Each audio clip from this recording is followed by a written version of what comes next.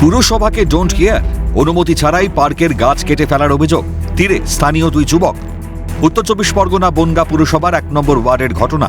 জানা গিয়েছে, পুরসভা পরিচালিত ডক্টর বি.আর. আম্বেদকর শিশু উদ্যানের পাশে থাকা মানুষদের বিভিন্নভাবে উত্ত্যক্ত করত এলাকার দুই যুবক।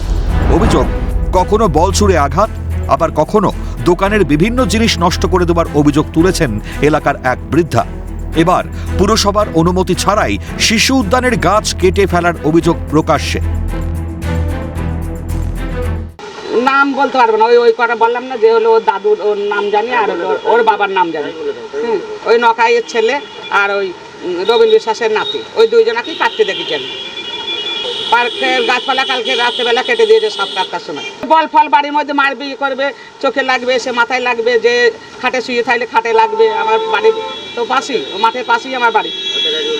ভাতের হাঁড়ি উল্টাই দেবে, ভাতের থালা উল্টাই দেবে, কেউ খেতে বসলে। বারান্দায় এসে যাতে আমার কেউ বসে, সে তাদের গায়ে বল লাগবে।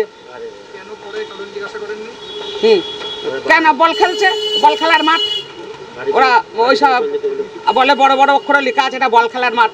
তো বল খেলার মাঠ চাইলে ওরা কিছু টাঙাই আমার বাড়ি যাতে বল না যায় সেরাম করুক, তা করে না। 3-4 বছর ধরে এরাম করছে। প্রশ্নের মুখে পড়ে খেলার অজুহাত দর্শিয়েছে দুই যুবক। গোটা ঘটনা তদন্ত করে উপযুক্ত ব্যবস্থা নেওয়ার আশ্বাস দিয়েছেন বনগাঁ পুরসভার চেয়ারম্যান।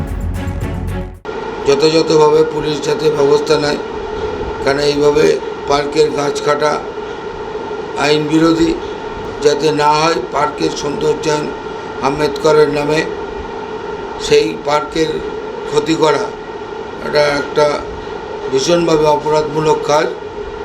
অবিলম্বে প্রশাসনকে ব্যবস্থা নেওয়ার জন্য আমরা আবেদন করেছি।